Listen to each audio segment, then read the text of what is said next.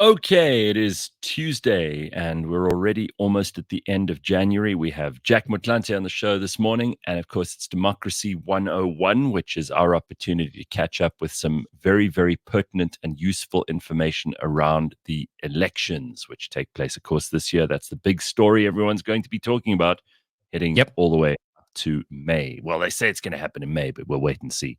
So one of the things that I'm always excited to do is to speak to, and you don't need an excuse really, but they've published a whole bunch of research which makes this very timeless. But Dr. Frans Cronje, who's with the Social Research Foundation, they are a South African think tank established in 2021 to promote democracy and sound public policy. They do very interesting research, and they've been asking South African voters about political parties, the upcoming election, the future of the country, and so many other things. So let's welcome Dr. Frans Cronje. Hello, Frans. How are you? Gareth, very well. And you? Very Jack, good. Morning, Frans. How are you? Very well. Nice to meet you. And Gareth, it's always wonderful to see you again. Good. Frans, I'm always amazed at the kind of on the ground research that you guys are able to publish. And I'm thrilled to see all of this stuff. There's some very interesting questions that you've asked of people. It's always, before you launch into something like this, you always have to kind of create the caveat, and you have to give people an idea of what the size of the sample was and how you did your research and all of that stuff, because people will inevitably want to poke holes in it, and they also want to know how thorough it is. So do you want to just give us the background to the Social Research Foundation, what you guys do, where you're from, who it includes, what kind of people you ask questions of, just so we have some idea of the context for the latest research you've just published? Yeah, if you've been following some of the American stuff, because they've got an election this year that's even more exciting than ours, and you follow that closely, you'll know that you can go to a whole range of American sources, and you can find actual data in real time on how various candidates are doing in various races. And if you've been following South African political stuff for however long, you'll know that you can't really do the same thing.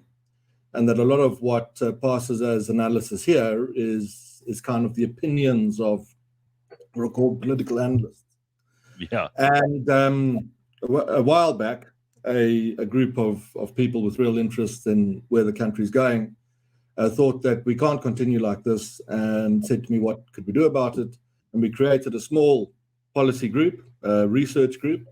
And what it does almost exclusively is it commissions research, polling-based research into the opinions of South Africans. What are they thinking about? And how do they think? And the way that we do that is we do a survey. So we take a sample of people. We do it almost exclusively cell phone based. Now the surveys are created to make them demographically, geographically, and socioeconomically representative of the population of the country. So that's how you select your sample. And then we ask people a battery of questions. If we do a survey of about 3,500 people in SA, we come back with what's called a margin of error. And that is how far off, above or below the actual figure we think the survey results are. So at a survey size of 3,500, we can get margins of error down to around 2%. So what that means is if we tell you, party X is at 50%, it could be 52 and it could be 48. Okay, but that's a narrow margin of error. I mean, that's pretty useful because it's specific as hell.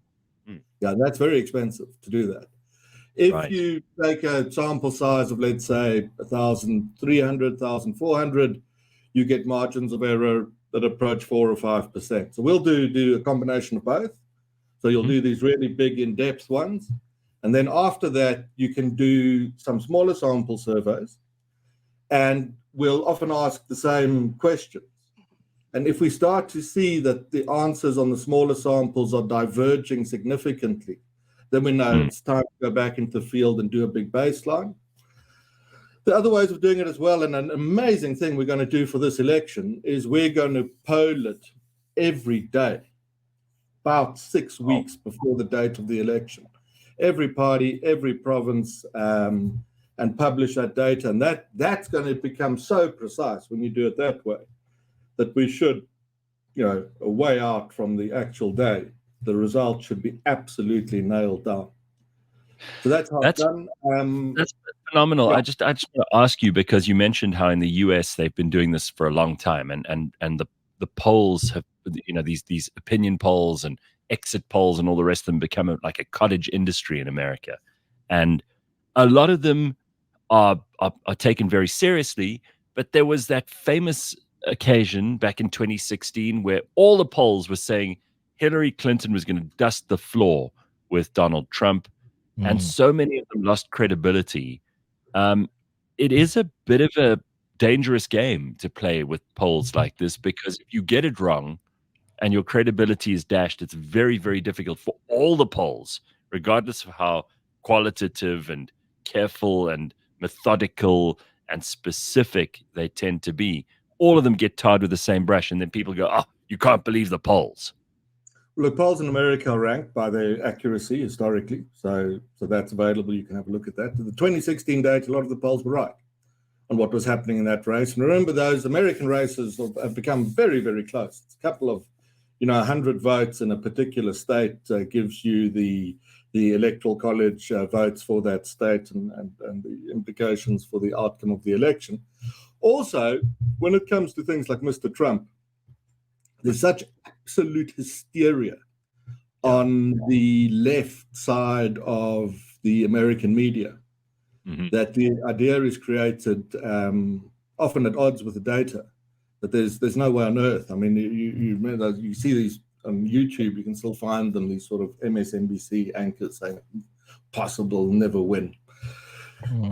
This is why it's very good to go back to the data. And in America, if historically you've taken a cross-section of the data and understood how it's done, you would be very close to the results of those elections. And the same is historically true for research that's been done in South Africa, poll-based election research. Okay, well, that's like a bit of a preamble, just so that people can, have some idea of how exactly you go about doing this. But the questions that you've asked in this first batch of surveys, and I've seen some really interesting stuff that people ask me about, and I say, look, I don't know, but you've been able to figure out the answers to those questions. So let's go through a couple of these things, and you can perhaps, again, give us the background to where it comes from, and then tell us about the results. So apparently you've looked at the Western Cape quite carefully, and I think that's an interesting place to look. What do they think of their DA government in the province? Do they think that the DA cares about them and their communities? Yeah. Look, what we try and understand more than what the election result is, which actually isn't our focus, is what motivates the voting behavior of people. That now, because it happens to be an election year, but broadly after election years, what motivates behavior in the country, and opinions, protest action, all that sort of thing. So in the Western Cape, the DA is solidly consolidating its position. I'd thought that we'd see what I call the coloured nationalist parties starting to make a run into the DA ranks in the Western Cape, but we're not seeing that. Instead, we're seeing a variation. Is that like the Patriotic Alliance, for example? Yeah, it's like Gayton and his PA, and he's a big personality, and he's actually, in my experience, a very capable political thinker. See what the on-the-ground strategy is and how that translates. So I thought we were going to see inroads into DA support in the Western Cape, but we're not seeing that. We're seeing a variation on the theme, ballot splitting. In the province itself, the DA is stronger on the provincial ballot, but remember, in an election, you vote on your provincial ballot and your national ballot. Whereas on the national ballot, it's a little bit off the provincial score because of ballot splitting in favor of these coloured nationalist parties. So the idea is, in the Western Cape where I live, I'm not going to take a chance on these new parties. I'm going to stick with Helen Zille. But let's give it a go in Gauteng and see how, or in the country nationally, let's see how they do out there. The DA has enormous favorability scores. This is the idea of, are you satisfied with how you've been governed? Has life got better under the DA? The DA's got magnificent scores in the Western Cape. amongst white voters, amongst Western Cape coloured voters, and amongst Indian voters, and fine scores amongst what were resident, not immigrant, black voters. But where you have an immigrant voter who came from especially the Eastern Cape into the Western Cape in pursuit of a better life for all, that voter is deeply hostile to the DA. The voter regards the DA as having failed them, and that voter, of course, regards the ANC as having failed them, because you've now immigrated out of an ANC province very often. And as a consequence, late last year, we had the EFF above the ANC in the Western Cape, and the ANC below 10%, meaning that in that province, it is reaching a point where it's virtually ceasing to exist at all. And those immigrant voters have turned EFF, and we'll test these things before the election, but had it been last year, the EFF would have beaten the ANC in the Western Cape. Right. Sometimes That is these interesting. polls, Jack, just sometimes these polls give you a bit of insight into human nature more than anything else. What a bizarre thing to move to a province and then to be hostile to the government of that province, when part of the reason you moved there is because they seem to run it better.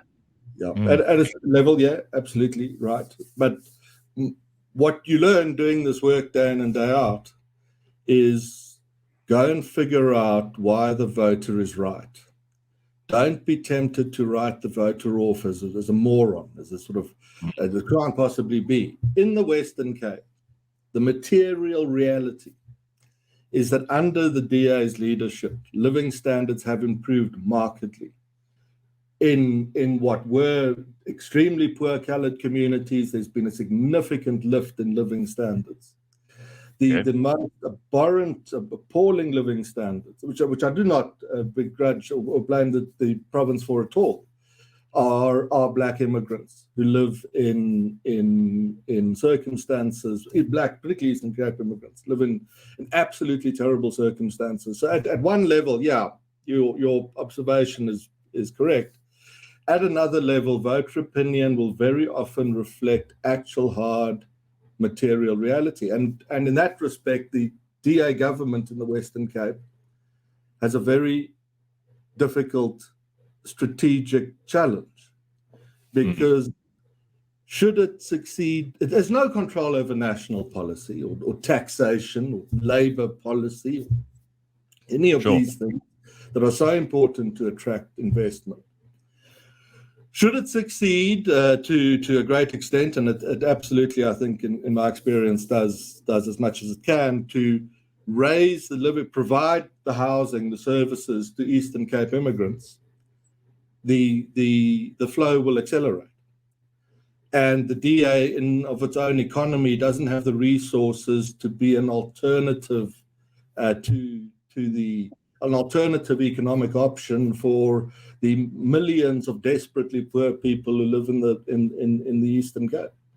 And if you actually just put yourself in that position, you sit in these meetings, you've got limited resources. How do you actually assign them effectively? And it's very, very difficult. And I think the DA in the Western Cape gets that balance very right. But one of the consequences of it being a balance is that the DA is going to find it very difficult to crack the Eastern Cape immigrant vote into the province. However, it is a vote that is at a level and at a degree of importance that it's not going to challenge the DA's hegemony in that province. And also in the Western Cape, what you do see a vast schism of is hostility between coloured residents and black immigrants. And now hopelessly politically correct press, no one ever say this, but it is present. And you do see, as a consequence, in part of the inflows, a consolidation of coloured support behind the DA in the Western Cape. So that's the Western Cape. Do you know, something seems very strange to me. The idea that people from the Eastern Cape are now, migrating to the Western Cape, but have a distrust of the governing the governing party in that province. It seems counterproductive to move to a place where you're searching for a better life and yet have a mistrust of the people that are governing the area. What motivates that kind of thinking? Is it sheer desperation, or does it still go back to perhaps certain people having the idea that the legacy of apartheid still lives on? Like, what makes people think that way? Most voter behavior in South Africa at its deepest depth is determined by the material circumstances of people and how those rise and fall. And if you are a black immigrant into the Western Cape, you are very much at the bottom of the socio-economic pyramid. And you live quite often literally in a hole in the ground, which is if you've knocked up a shack on one of those sand dunes out of a few wooden planks and tin sheets and a road sign that fell over in the wind, your circumstances are appalling. And in that environment, you've been betrayed by the ANC that we'll talk about ANC betrayal and how voters see that later. You've been betrayed by this party that you had such trust in. You've done this, you've left behind people, family, kids often to make this trek to the Western Cape. When you get there, you encounter significant hostility from what let's call established Western Cape residents. You're living in this hole in the ground, and there's this populist alternative with a very good ground game. These EFF guys, and that's what explains it. And always in this stuff, to emphasize this again, always in this stuff, try and understand why the voter. What was the rational, logical decision? Might not be as rational and logical as you'd like. What was the rational, logical motivation behind the decision that the voter took? And you will really not find something. Might not be a complete answer, but you will find something. Yeah. Frans, I do want to move off the Western Cape. In some ways, they're a huge outlier. I want to look at the rest of the country, and in particular, some of the fascinating results that you found around the violence that we had in KwaZulu-Natal, the riots of 2021. So how many South Africans that you surveyed believe that we may get to a point in this country where we get to violent revolution? Because this is something people often talk about it, and it's a big boogeyman that they trot out whenever they talk about the Zuma factor in KZN, whenever they talk about the propensity communities have for violence. What research have you done there, and what results did that research deliver? We did a lot into violent protest and protest action generally. So you'd say things like, have you ever participated in a protest? And a minority of people say yes, and you say, have you participated in a violent protest? And a minority of people say yes, and you go further along and you get to a point where you say, do you think that it may be justified to use violence and as a form of protest where the government doesn't listen to you? And now a third of South Africans say they think it might be legitimate to use violence about change. That's a lot of people. Doesn't mean they're going to do it. That's a lot. Far greater majority believe you should vote your way to change, which is a point I'll stress for you later on. So I'm actually quite positive about where the country's headed. So third say they believe that violence could be justified at a future point. And then if you say to people, do you believe that where you live, that there could be a violent detonation, as there was in Natal, then you get now to majorities. So majorities of South Africans believe that their communities are vulnerable to that kind of detonation. That's a hell of a thing, Gareth. I mean, it's a hell of a comment on the ANC's governance. Yep, it's very scary. 30 years later, a majority of people think the place might just blow up.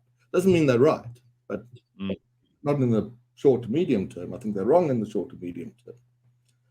That's a hell of an indictment. The idea that the thought exists should be scary enough. Well, exactly. Yeah. It shouldn't even have arisen. You know, At all. everyone should be living kind of comfortable, low-level, middle class, rising aspirations, Western liberal democratic lives, and the thought shouldn't arise at all. And that's absolutely right. Yeah. You know, we've been so conditioned to, I think, poor governance and things, that the importance of an insight like that are completely missed. I mean, it is, you know, you actually just stop and think, what happened that this view would take hold? Yes. So, Frans, just if you broke that down and you said, well, you know, these people who believe that we may get to a point where violence becomes a part of the equation, is there a split politically between the supporters of the EFF, ANC, DA, Freedom Front, all of those? I mean, where are these people mostly coming from, or is it across the board? It's across the board. Middle classes are particularly anxious of this. Poor communities experience this all the time, of course. Now, behind this, there's actual protest data you can measure. And what that shows is that the number of protest actions in the country, going back a decade or so, is up about 500%. And but more important, the proportion that are violent has risen from 10 to about 30%. Now, that is very important, because what we are seeing is the beginning of a protest movement. Now, when this goes 15 years back, now I used to be part of a team, and when we got our hands on that early on, it was part of the information we used to make a 2012 call that we thought the ANC would lose its majority in 2024. Right. And the reason why that little rise in protest caused us to believe that was this reasoning. Initially, after 94, the ANC did record in the first decade a vast improvement in living standards. It doubled the number of people with jobs. It built 10 formal houses for every shack. If you've seen me ever on YouTube before, you've heard this. It did really well. From about 2007-8, that stagnates and living standards stagnate, and then they actually begin to decline in many respects. What happened is we saw ANC voters starting to appear on the protest stage. Now, there's a political theater, and it has lots of stages, and one of those is you can vote, and then one of those you can protest. These guys rocked up on the protest stage. And that was the ANC's last chance to save itself a decade ago. Because what those protesters were beginning to say was please listen to us. We're very grateful for the ANC and what it's done, given, you know, the history. But things aren't working out, and we need you to pay attention. And the ANC, of course, did not. It disregarded it. It wrote it off. There were silly statements by senior policemen and politicians. We won't tolerate this kind of anarchy. Famously, the police shot Andries Tatane in Vicksburg in the chest with a shotgun virtually live on the state broadcaster's evening news bulletin. Yeah. And what you could see is, if you saw that kind of thing, good Lord, and you saw the ANC from close up, you realize they didn't give a damn about what was happening. And if you study these things and know them well, you'd know that what's going to happen now is the protests are going to get more, and they're going to get more intense. So we made all those calls, and absolutely spot on, and still part of that team before Natal blew up, and we made the call. It's going to blow up in Natal several times. Made that call. But we didn't think South Africa would descend into a North African conflagration. The reason for that, South Africans are very worried about the future. Hang on to this thought a bit. Political change follows the line of least resistance in any society. People will do the easiest thing to change it. You only pick up a rifle and shoot the dictator in a blow-up when every other option has been exhausted. And ANC supporters were resorting to protest because it was the easiest, simplest, lowest energy, lowest cost option they had. But because the ANC utterly disregarded that, what was going to happen is the protest would reach a peak where the cost of the protest for the protester becomes very high. If you're sort of wealthy and live in a Gulf estate, when the country blows up, you hunker down with cases of Chardonnay and sort of wait. When you're not that, if you live in one of these holes in the ground, which is how you should describe the living standards of a lot of desperately poor people, what happens is your shops are looted in the first evening. You can't get hold of basics. You can't go to work anymore. Your kids are out in the streets where they're going to be shot by a policeman.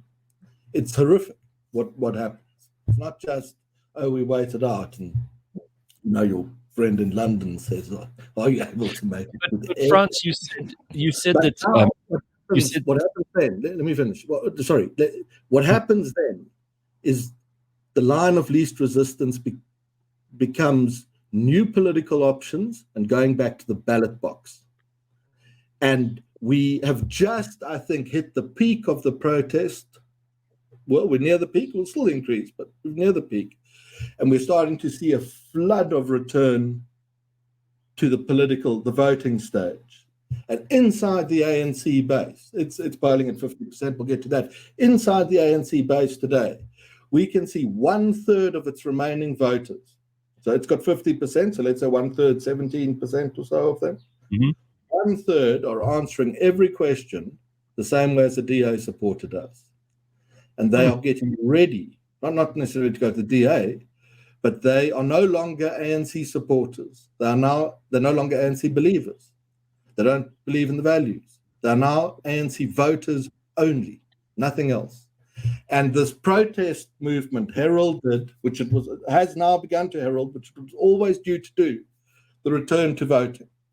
And that you'll see over the next decade, as a consequence of which, by the end of this decade, the ANC could easily find itself in the 30s or even below that. Gareth, sorry, I cut you off there. So, no, I think this is fascinating. You mentioned how we think about the future, and we'll get to that in a second, because that's also very telling about how South Africans feel the country is moving, whether it's in a positive direction or not.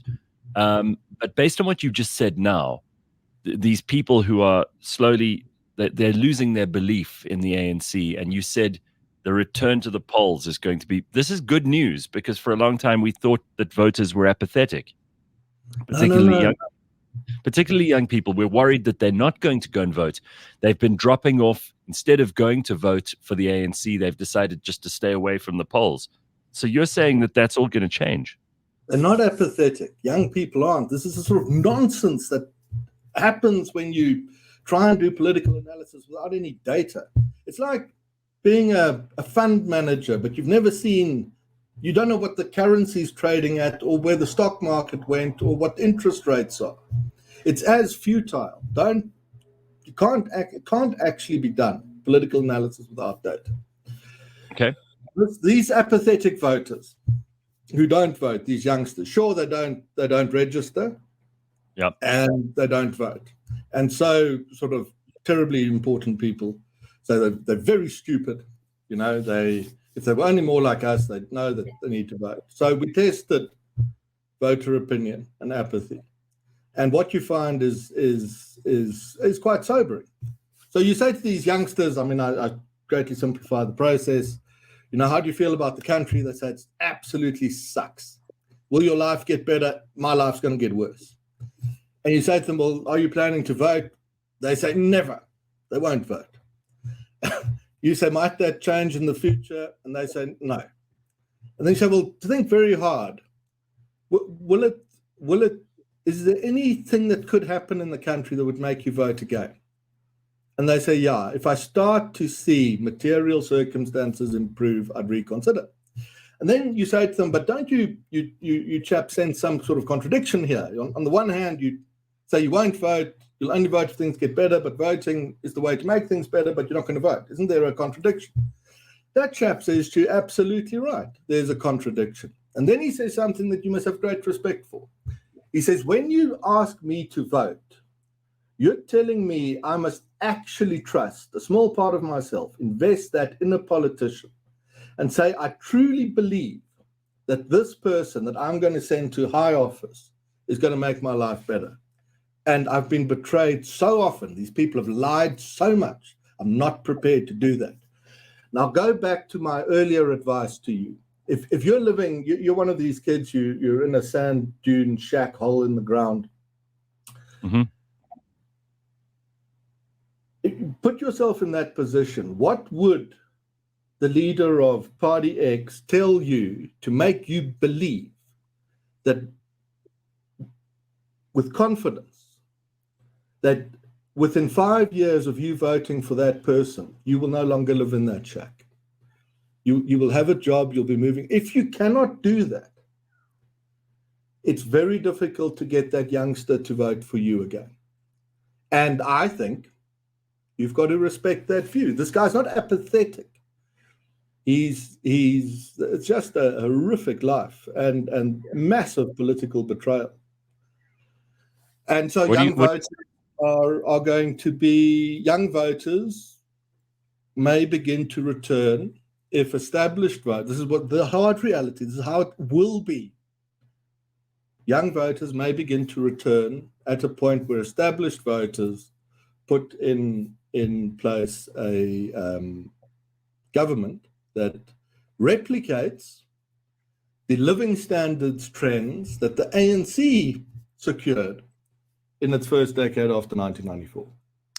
Doesn't it seem a little counterproductive, though? Like, you'll correct me if I'm wrong, but to my understanding, the number of young people in this country outnumber everyone else. So we make up the largest portion of the population. Wouldn't we be in the best position to change our circumstances through the vote, given just sheer numbers? In the longer term, and sort of from the comfort of middle classes and so on, yeah, that's right. I agree. I mean, that is true. If we brought into the room here with us a couple of youngsters, they'd never had that rubbish education. They've never had the experience of working. They don't have any asset. They have no one esteems them. They're not regarded as anything. They live in a horrible shack in the Eastern Cape. Which politician are you going to tell them now will definitely get you out of that shack if you vote for them later in the year? Can't think of one. Oh, it's hard. And it's also hard, I mean, there are other issues at stake. Until you have a comfortable national majority, that's not the ANC, you don't have control of the national policy to fix that.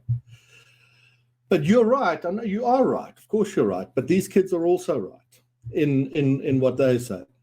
And that is why they will not participate at this stage in the formal process of voting. But to think that they're politically disengaged or don't care or don't understand is wrong. They're not that. They're actually pretty good political analysts, probably better than many of the professional analysts, because they've reached this conclusion. Yeah. So Frans, let's talk about what people think of the future of this country. Are people optimistic generally? Are they pessimistic? Are they somewhere in between? We often have these discussions ourselves trying to figure out what's realistic rather than what's pessimistic and optimistic. What do South Africans feel? And how do you gauge this? What kind of questions do you ask them to ascertain that? You ask a question such as, do you think your life will be better in 5 or 10 years' time? Do you believe the country is moving in the right direction? These are great questions. It doesn't matter who you are.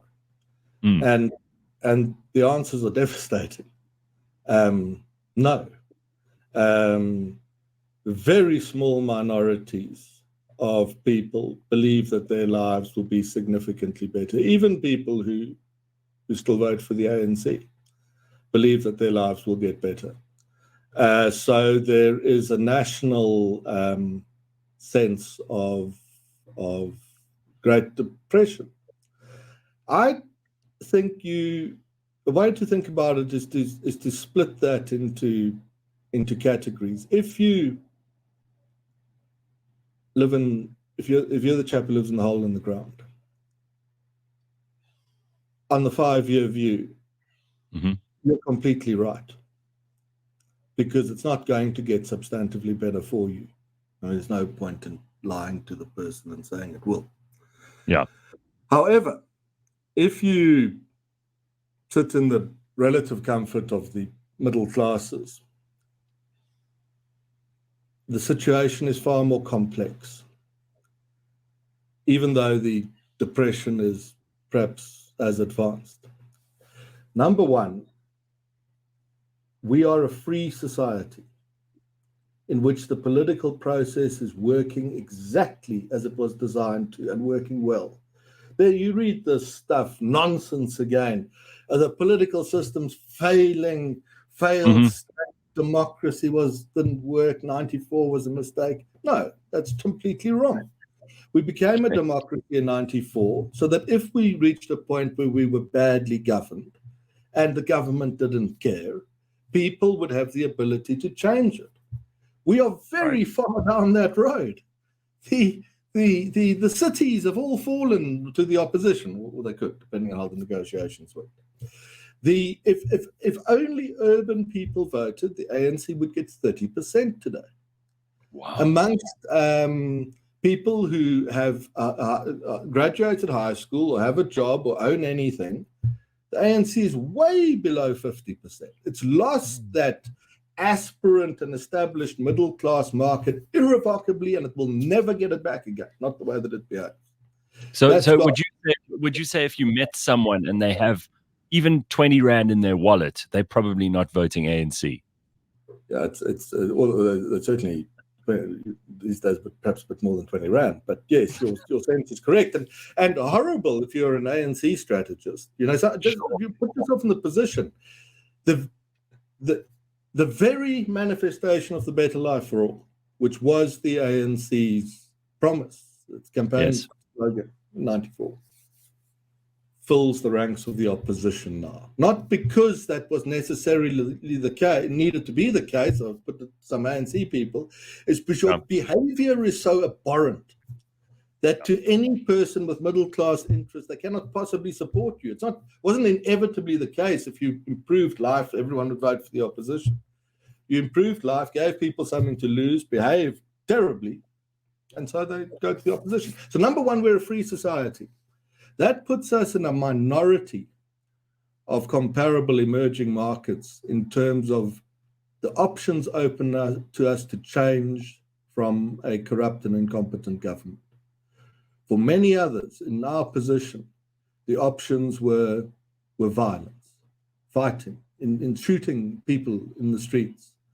Yeah. I often when you talk to a client or something and they sort of in a tower in Sandton and say couldn't be worse. I said to them, we're not in Hampton today discussing how to get John Steenhuisen out of prison because he's been locked up by the Gestapo. We are way past that. So we've got an easy avenue to change, and we are way down that road already. The country's changing very fast. And it mustn't change too fast, and maybe we can revisit that sort of. Yeah, maybe that's actually a good place for us to just depart to what a lot of people really ask you and want to know from you. And, people want the short, sharp answer. They want to be able to say at a dinner party, well, the ANC are going to get this much in the election that's coming up, and the EFF are going to get this much, and the DA are going to get this much. And these are the polls that people really care about because, first of all, makes them sound smart, even though they haven't dug deep into any of the detail. Mm-hmm. But second of all, it gives you an idea of a trend. So famously, you've said in the research that the ANC is wounded but not slain. So let's look at what they're tracking on at the moment and what your polls tell us, what your research tells us about what voters are likely to do in the upcoming election and how those numbers break down. At the moment, but we have months to go before the election and these things will change. That's why we'll continue to measure them. Sure. At the moment, in line with the averages of last year, you have the ANC just short of 50%. 46, 47, 48. Okay. The DA has recovered from 2019 and it can hit 25, 26, 27. It's done pretty well. Yeah. The EFF struggles to break well north of 10%. So in some polls it's hit just below 10, can do 12, 13, 14%. Sure. That's where we're at the moment. But in Gauteng, the ANC's in the 30s. And there have been days when the DA has beaten the ANC in a Gauteng poll. Mm-hmm. In KZN, the ANC's in the low 40s, down from 52 or 54 last time. That's surprising. Yeah, well, they're going to lose those two. Well, Mr. Ramaphosa is hated in KZN. I mean, that's what. And Mr. Zuma is a conquering hero. I mean, Zuma's favorability score in KZN. So actually, I've got some of this stuff on another screen. I might find it for you. Is off the charts popular. Mr. Ramaphosa's score in KZN is very, very small. So they're going to lose Gauteng, and we're going to go to coalition negotiation, and they're going to lose KZN, and we're going to go to coalitions. KZN, sort of DA, EFF, and someone else is an option. I mean, DA, IFP, someone else becomes an option. ANC, IFP becomes an option. But if you're the ANC and you mess with the IFP, they're taking the tail away from you, tell you can't have it, because those IFP guys are super sharp. They're not, they're a high caliber organization and some high caliber thinking there. In Gauteng, usually the collective ANC EFF number is below 50. So you can't make a deal with the EFF to get Gauteng. But if you're below 50 nationally and you try and make a deal with the EFF, but it doesn't work for you in Gauteng, the opposition takes that away from you. And if you're not sure where I'm going with this, I've done it well, because the potential combinations and their implications now. So make a deal with the EFF at a national level. IFP might tell you to bugger off. We're not into that. So we're not giving you Natal. So you can try and govern without Natal. The complexities and the leverage afforded is quite staggering. What it all shows is that if the ANC doesn't wake up, it's going to become a regional party centered in Northwest and Mpumalanga and Limpopo, where it will spend its final years engaged in a battle to the death, sometimes literally, with the EFF for domination. And it will become a rural party of backwaters and dusty scrublands, and it will have its last conference in a marquee in Botswana border as the dust swirls around it, and the ANC elders tell the few youngsters who bothered to arrive, once we were great and we ruled South Africa. So, Doctor, it sounds like you're painting this amazing picture in my mind. I can't wait for your words to become a reality. But think where we're at already. Think where we're at already. All right. So the national picture is one thing. The national picture is one thing. I think the ANC at the moment could be in the high 40s, so it could get 2 or 3 rats and mice and just pull itself over 50% and cling on to a national majority. But that's the equation without understanding the complexity of taking Gauteng and KZN away from it. And the Western Cape, it's going to win the Northern Cape, but it's going to be on the threshold. And if you're the ANC without Gauteng and without KZN, look what happened to them in the Western Cape. We spoke about that earlier today, where they lost the province and now they've slipped to below 10%. They're being beaten by the EFF. The ANC the ANC's got this kind of, its power is more apparent than real. It's trading on its past. This great, powerful organization, Africa's greatest liberation movement, Mandela's Rainbow Nation, the sort of leader of nations.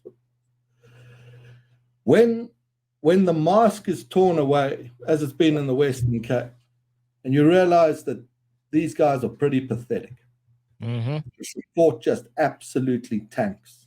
And if the ANC does not get its hooks into a coalition deal in KZN and Gauteng, it will accelerate its demise. And something you say, I paint this picture. I'm simply following the line of evidence. And you will agree with me that very few political analysts anticipate in advance dramatic changes in the conditions of countries or economies. They're always surprised by it. Didn't see it coming. North Africa, global financial crisis, the Africa 94. The reason is that they are not bold enough to take the nascent initial trends in the data and on the balance of probability, say this is, and with a proper appreciation of history, the likely evolution. And the risk in even what I'm saying to you, saying earlier, I think the ANC can go down to the 30s by 2029, is to vastly overstate their strength. And once, just imagine that the ANC, when the mask is withdrawn and people realize it's not powerful at all, and it's actually pretty pathetic, how quickly the evacuation of support out of that party could accelerate. Yeah, sorry. So where's the support going to go? Because I think there are a lot of, you call them rats and mice parties, and there really are extra, parties that have come onto the ballot, and I mean, who knows how long this ballot paper is going to be at this point. People are asking in the comments about Rise Mzansi. People are asking about Gayton McKenzie. People are asking about what is it? Bosa with Musi Maimane. Who should we be looking at? Very easy. The answer lies in front of you. We're a free society. If we remain that, and I think we probably will, although it's not assured, the politics will reflect the structure of the society and its cultures, not narrowly ethnically defined, but its political cultures. The reason why we used to think in terms of a big majority party that could tell us all what to do is because for 400 years, people were not free to choose their leaders. Right. The ANC's dominance after 94 was a continuation, just the momentum that was always due to break up this moment when lived experience of apartheid was overwhelmed by concern at current material circumstances. We're now at that point. So the politics will evolve to reflect the society, and it will therefore look like this. We will have a party, probably it might be the biggest or rival for the biggest, got about 30% of the vote that represents the cosmopolitan, urban, aspirant, emerging and established middle classes. They live in cities, they have jobs, they're quite well educated. The DA is cornering that market. Our second party, it might be a bit smaller than that one, it might be a bit bigger, it's going to have 25 to 30%, will represent the people that sit on the fringes of that world. It will be a poorer voter, it will be a more Africanist, slightly nationalist party, and you will track its existence to, either it will be the ANC or it will be what happened in the aftermath of the collapse of the ANC. The third biggest party will be about a 10 to 15% radical left party of sort of students, youngsters. Students can get very carried away sometimes at universities. In the 1960s, the students burnt down Paris. These radical, kind of idealistic Marxist activists, they go through that phase until they get a job at Goldman Sachs. And then they suddenly decide, well, they pretend they become these champagne sort of revolutionaries. That's going to have about 15%. And I've given you 30 in this cosmopolitan group, a 30 in the Africanist group, that's 60, 15 in the leftist, that's 75. 25 is going to be a wide array of special interest parties. So there might be some ethno-nationalist ones, language-based, that sort of thing, what Mr. Zuma is trying to create in Natal. Be a couple of those. There'll be some religious right parties and some Islamist parties, and the anti-vaxxer and reptiles live on the moon party. And these parties will have 1 to 2 to 3 to 4% each, and they're going to make up the balance of the 25. And out of that, we will craft a government, which means, you say this to a bank here, Paul, so can't get a dictator, someone who the CEO can talk to and decide how to govern the country. But that's because they live in this past South Africa, which is coming to an end. And there's this new fragmented politics, because that's what the country looks like.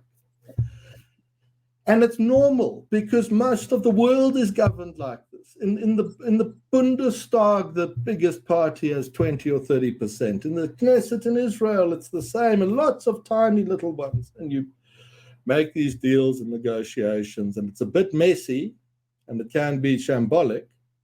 And South Africans, the middle-class South Africans, who say the world has ended, we've fallen off the precipice, the end is upon us, as there's a gaze out onto the golf course. Yeah. The answer to them is that, yes, it is shambolic, like we saw in Johannesburg. Yeah. But be grateful that we're not shooting at each other in the streets, because that is how other emerging markets have got into serious trouble, had to bring about the political change. And so I was telling you why I'm optimistic. One, the political system actually works, because it saves us from that. We must be grateful. Second reason I'm optimistic is public opinion, contrary to what you read in the mainstream media, is centrist and pragmatic. 8 out of 10 South Africans agree on the core of values and ideas that are needed for the country to be a success. And we are very lucky that's the case. It could have been different. They agree. Thirdly, the ANC, as hopeless as it is, and you don't say more, it's not printing money. And that is remarkable, because the playbook, if you're a Marxist-inspired Soviet, East German housed African liberation movement that came to power after colonial rule and faced losing power, you turned to the printing press. And the reason you did that is you wanted to create inflation. And you wanted to create inflation because you would destroy living standards. And you create mass anger and populism. You could harness that to destroy the political system and become a dictator. The ANC is not printing vast volumes of money. Out of, in its corners, a sensible and pragmatic and sort of decent understanding of the damage that this would do, even though it might offer it a short-term lifeline. Between these factors, and there are others, if you're sitting not in a hole in the ground, your life is terrible. But if you're in the comfortable South African middle classes, we've got these 3 cards to play. Peaceful and democratic change, if we invest in it. Pragmatic populace, and at this stage, not Disneyland economics. If we cling to these 3 resources and invest in them and guard them and make sure they're not taken away by people who would seek to do so, then on the balance, not because you hope or fear, take those ideas away. Then on the balance of probabilities, the odds are that South Africa is going to have a much better 10 to 20 years ahead of it than what it's the 10 years behind it. At the very least, what I'd say, and I'm not saying all eggs in the basket and kumbaya and wonderful place. I'm not that guy. You know that. I mean, I'm sure hard. At the very least, what I'm attempting to convey here, you must concede, is that if you're that middle-class person, you're thinking, do I have a future here? Should I stay? Should I go? The decision you've got to make is quite a complex and complicated decision. It's not as easy. Yeah, it's down the tubes, it's finished. It's flee to the Australian outback or the northern wilds of Canada. It's not as easy as that. And it actually requires some careful thinking about whether the decision to exit South Africa, which lots of the middle classes think about, whether that is actually in material terms the correct decision to make now, or whether the country, in fact, on the evidence, has been through a very harsh period and potentially has a significant upside ahead of it, Gareth and Jack. That's very good news. Yes, it is. Right.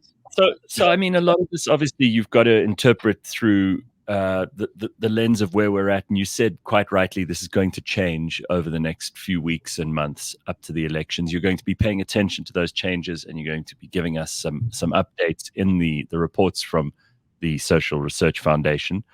Are there any big warning signs or any gaps in your research so far that you're going to fill in those next couple of weeks? I mean, we've seen the emergence of Jacob Zuma's party, the Umkhonto we Sizwe party, which he's supporting.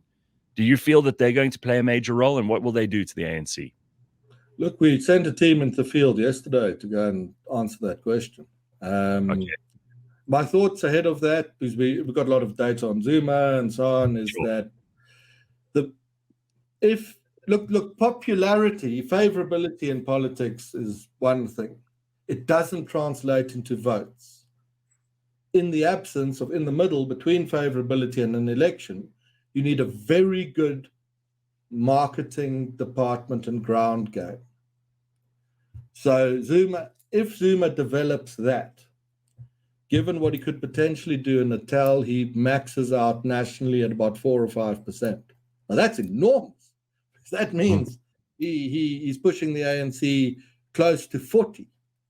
And we accelerate all these very complex equations, negotiations that I spoke to you about. We think without that, he can max out at about 1%. But over the weekend, we were quite confident in this. And over the weekend, we thought to ourselves, let's just go and see. So we put a thorough sample into Natal that started now to go and test exactly this question. What will happen with him? I don't think, though, I'm fairly confident, though, Gareth, that I don't think there are massive blind spots that we have missed, that the political trends that we are seeing are so powerful and informed by such powerful socioeconomic trends that if we remain a free society, the trajectory I've set out for you today will likely continue. The only, and be realized to some extent, if someone later says I'm wrong, then the following will have happened. Either money was printed in a desperate attempt to hold back the inevitable defeat of the ANC. And as a consequence of the printing of the money, the ANC and the EFF in coalition together were able to completely destroy the democratic infrastructure, constitutional order, and the rule of law. And we never got to another free election. And it's because we couldn't have that election, properly free one, that the picture I've sketched for you today didn't realize itself. And there's a risk there, of course, that might happen. I'm not naive on it. I think you should be well hedged on South Africa because of the seriousness of that risk. But I think that if the ANC and EFF get into coalition later in this year and try to do that, it will be more difficult for them to succeed in pulling it off because they need to get to the end goal, not another free election. It will be more difficult for them to pull that off than it will be for South Africa's battle-hardened and very well-resourced and a future, even better resourced civil society movement to stop them from getting to that ultimate point. We're also fortunate in the ANC in this regard that it doesn't preside over a competent civil service. To become a fascist dictatorship, which some of its leaders would consider to head off defeat in a free election, you need a very efficient civil service and security infrastructure to create the reign of terror to secure that. Now, the EFF chaps have the drive and commitment to do so. I don't think it's to the same extent in the ANC. They don't have the civil service to pull it off, and they're up against this battle-hardened civil society. Therefore, again, on the balance of probabilities, even if the two attempt that, it can be seen off, and the consequences, the economic consequences of their attempt, will be the final straw for that 30% of doubting ANC voters to say we actually have to break to the opposition now, and that the EFF ANC run at the constitution becomes the midwife of birthing a centrist coalition administration. Not for nothing. Don't think any of these things are assured. Not for nothing. Don't think any of these things are assured. Don't go home and be complacent. Things are all going to be okay. Not necessarily so. I'm just saying the cards we have now mean that if we play them correctly, the upside outcome I've sketched for you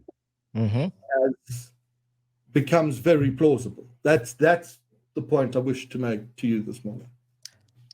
Yeah, as I was saying, Doc, like the picture you painted a little earlier on, where the ANC is like a small town party and whatnot. That's what I'm leaning towards, and I hope our listeners and viewers are holding on to that message too, because I think we are uniquely positioned to bring about the change that you mentioned earlier on.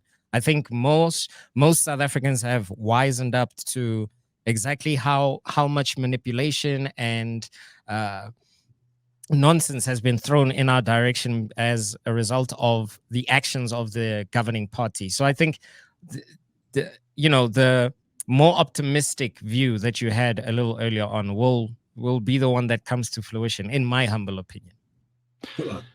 Yes, I hope you're right. We all do. Well, I would very much encourage every other political analyst, including you and I, Jack, to pay more attention to the statistical data, the actual empirical evidence that Frans has proffered for us this morning.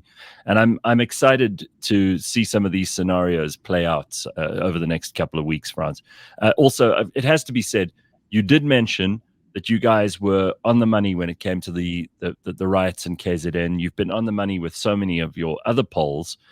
You're very seldom incorrect. So this is useful info. You've got a track record of being right, and I think that people need to take this stuff and input it to whatever their personal model is. Like, this is how I see myself going forward in South Africa. Also, what their political ambitions might be for people who are supporting a party, for people who are thinking about what kinds of principles they want a government of the future to have. Because all of this is now in the balance. It's very exciting. Thank you, Frans. Gentlemen, thank you. A pleasure. I really enjoyed it. Thank you so much. Yeah, this is really insightful. Very, very good. Thank you, Frans Cronje, and the amazing research that they've been doing. Just in case you want to know, it's called the Social Research Foundation, and they are a South African think tank established back in 2021 to promote democracy and sound public policy. See a couple of people asking here in the comments about the IRR. That was the Institute for Race Relations. Frans was there before, some time ago now. It's been quite a while. So this is new. And they do this research, as he said, by phone. And they're doing, thousands of people. They're asking them their opinions and all kinds of things, and then giving us the results, which is fascinating. Very good. Yeah. Thanks, everybody. We will see you on Democracy 101 in a week from now, but we'll see you on the show again with our interview tomorrow to Miss Graham Codrington. Cheers. Be good.